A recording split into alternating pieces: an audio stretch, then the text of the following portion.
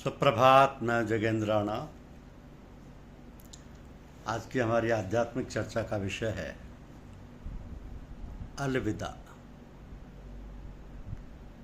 अलविदा। जग में 5 प्रकार के सिद्ध पुरुष दिखाई देते हैं। स्वप्न सिद्ध पहला, ये स्वप्न में दर्शन प्राप्त कर सिद्ध हो जाते हैं। मंत्र सिद्ध दूसरा, ये मंत्र जपते हुए सिद्ध हो जाते हैं।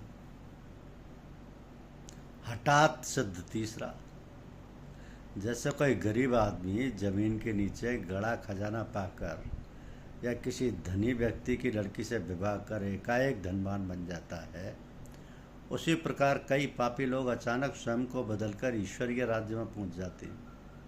इन्हें हठात सिद्ध कहा जाता है। चौथे, कृपा सिद्ध। केवल ईश्वर की कृपा से ही जो सिद्ध हो गए हैं वे कृपा सिद्ध कहलाते हैं। जिस प्रकार किसी को जंगल की सफाई करते करते पुराने तालाब मकान आदि मिल जाते हैं, पर उसे स्वयं कष्ट उठाकर ये सब तैयार नहीं करना पड़ता, उसी प्रकार कई जन मामूली सी साधना करते ही सिद्ध हो जाते हैं। और पांचवें, नित्य सिद्ध। यह जन्मतः सिद्ध होते हैं। जैसे लौकी या कुमड़े की बेल में पहले फल आते हैं, पीछे फूल, वैसे ही नित्य सिद्ध लोग पहले से ही सिद्ध होते हैं। बाद में वे लोक शिक्षा के लिए साधना करते हैं। कुछ लोग होते हैं जो आम खाकर मुंह पहुँच कर बैठे रहते हैं ताकि कोई जान ना पाए, पर कोई कोई ऐसे भी होते हैं कि उन्हें यदि एक आम में मिल जाए तो वे काट कर सबको थोड़ा थोड़ा बांटने के बाद स्वयं खाते हैं। इसी प्रकार कुछ साधक होते हैं जो ईश्वर दर्शन का आनंद प्राप्त करने के बाद दूसरों को भी वही आनंद सिखाने का प्रयत्न करते हैं। ईश्वरोपलब्धि के बाद की अवस्था जो होती है, ईश्वर दर्शन कर लेने के बाद मनुष्य पूर्ण रूप से परिवर्तित हो जाता है। किसी किसी का चैतन्य जाग जाता है, परंतु उसके कुछ लक्षण हैं।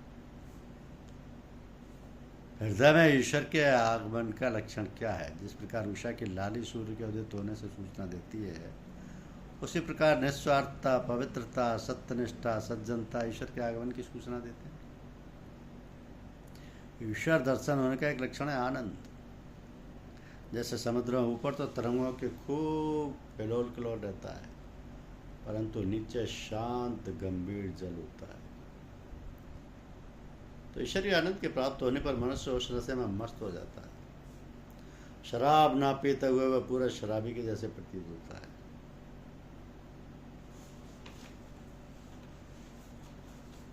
समय का चक्र चलता रहता है। दिन है फिर रात, कोई जन्म लेता है तो कोई परम सत्ता में विलीन हो जाता है। ईश्वर का अपना नियम है, उसी के अनुसार सब कार्य होते रहते हैं। वर्ष 2021 में हमने बहुत से प्रियजनों को गुरुदेव के निज धाम में पहुंचते देखा। दिसंबर में ही आदरणीय मुकुंद नारायण श्रीवास्तव फतेहपुर वाले चल बसे, जो बहुत ही पुराने सत्संगी थे और साहब जी के प्रिय भक्तों में से रहे। आपने चित्रकूट में भव्य भंडारा भी करवाया था, बड़ा आनंद रहा था भंडारे में। भगवान राम का चित्रकूट विशेष स्थान रहा। दिसंबर के चलते चलते एक अन्य प्रेमी जन डॉक्टर यू सिंह जी ने भी हम लोगों को अलविदा कह दिया। दिल में है तस्वीर यार की, जब जरा गर्दन झुकाई देख ली। ये पंक्तियाँ पूर्ण खरी उतरती हैं हमारे प्रिय भाई आदरणीय डॉक्टर यू सिंह जी के लिए, जिन्होंने परम पूज्य गुरुदेव की याद में अपनी अंतिम श्वास को विश्राम दिया। कहा गया है कि जन्म जन्म मुनि जतन कराई, अंतराम कहियावत नाही। जीवन भर मुनि जतन करते हैं कि अंत समय नाम आ जाए, पर आता नहीं। और डॉक्टर साहब तो बहुत भाग्यशाली रहे। 84 लाख योनियों के प्रपंच को छोड़कर 84 वर्ष अपने गुरुदेव के चरण कमलों में समर्पित हो गए। दिसंबर के प्रथम सप्ताह के रविवार को आप ऑनलाइन सत्संग में बैठे, फिर कुछ और अस्वस्थ होने के कारण बीच में ही उठ गए। इसके पिछले रविवार को आप कह रहे थे कि गाफिल तुम्हें घड़ियाल करता है ये मुनादी, कि गर्दू ने घड़ी उम्र की एक और घटा दी।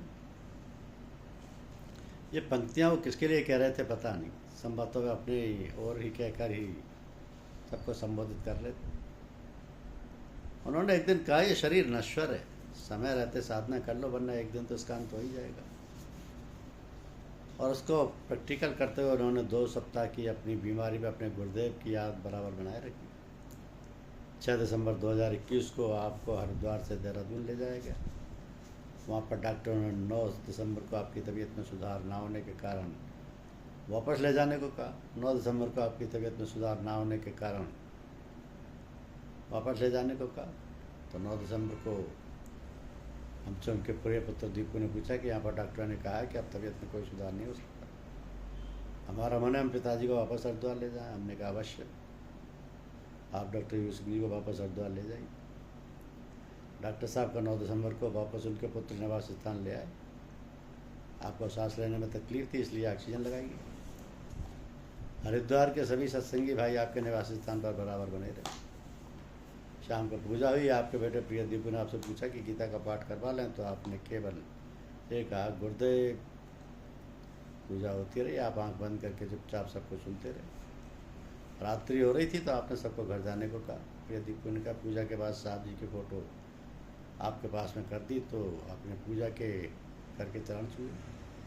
बाद में प्रिय सुनीता के पुत्र आदि से आपने कहा, हमको भजन सुनाओ। इतना तो करना स्वामी जब प्राण तन से निकले। और क्योंकि आदि को वो पूरा भजन ज्ञात था इसलिए उससे कहा या कि दूसरा भजन सुनाओ। तो उसने सुनाया, छोड़कर संसार जब तू जाएगा, कोई ना साथी तेरा साथ निभाएगा। तो इशारे से आपने दीपू से पानी मांगा और 2 घूंट पानी पी लिया। उसके बाद बड़े आत्मविश्वास से गुरुदेव की याद में आंखें बंद कर ली। प्रातः ब्रह्म मुहूर्त में 2:44 पर आपने अंतिम सांस भरी और परम पूज्य गुरुदेव को समर्पित हो गए। और डॉक्टर साहब के नारायण से सत्संग को बहुत बड़ी क्षति हुई है। रविवार को सत्संग में पूर्णतया तैयारी से आते थे और गूढ़ बातों को बड़े सरल शब्दों में समझा दिया करते थे। अनंत वीथी में प्रीति इस संस्करण में आपके बड़े उपयोगी लेख सदैव आते रहे। भंडारों में आप अपने विचार बड़े सुंदर ढंग से प्रकट करते थे। हमारे सत्संग के एक अनुभवी वरिष्ठ अति ज्ञानी मुखर वक्ता अब नहीं रहे। आपको परम पूज्य साहब जी ने पूजा के सभी अधिकार दे रखे थे और कहा था कि हरिद्वार का सत्संग तुम सुचारू रूप से चलाते रहो। हमारा विश्वास है कि हरिद्वार के सभी सत्संगी भक्तजन मिलकर इस सत्संग को भली प्रकार से चलाते रहेंगे और इस कार्य में उनके सुपुत्र प्रिय दीपू जी अपना संपूर्ण सहयोग प्रदान करते रहेंगे। ईश्वर की महिमा देखिए कि दीपू विदेश में नौकरी करते थे, परंतु ईश्वर कृपा से वह लगभग 1 वर्ष पहले ही हरिद्वार डॉक्टर साहब के पास आ गए थे। इसी को कहते हैं विधि का विधान। के अंतिम समय में उनके पुत्र, पुत्रवधू और पौत्र और उनकी बेटी भी सभी आपके पास उपस्थित थे। तो डॉक्टर साहब का इस प्रकार संसार को छोड़कर जाना ऐसा ही है जैसे नाम लबों पर तेरा, याद दिल में तेरी, शक्ल आँखों में हो, दम निकलता रहे।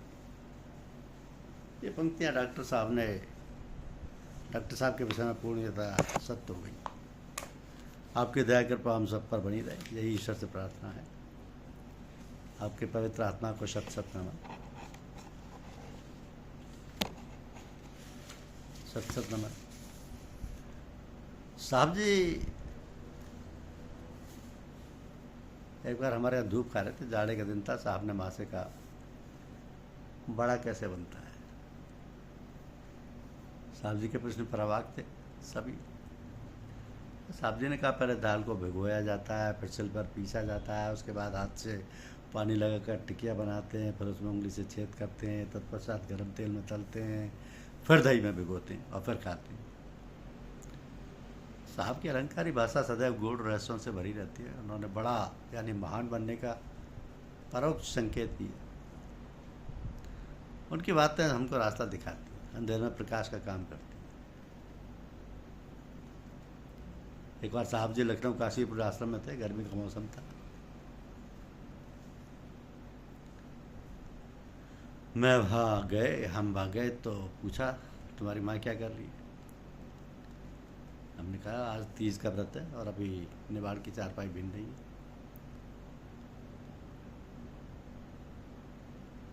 उन्होंने तुरंत कहा, हाँ, तेरी माँ करते करते मर जाए परंतु तुम ना। यह सोचकर सोच में पड़ गए। उन्होंने ये भी कहा कि जाकर अपनी माँ से कह दे कि चाय दूध पी ले। निराजल व्रत रहने के लिए उन्होंने मना किया। उनकी अलंकारी भाषा सचमुच मेरी समझ में नहीं आई। उनकी हर बातों में कुछ खोजने का प्रयत्न करते हैं। उन्होंने अपनी तरफ से सब कुछ इशारों में ही कहा। गुरुदेव सब बातें इशारे में कह देते। धन्यवाद।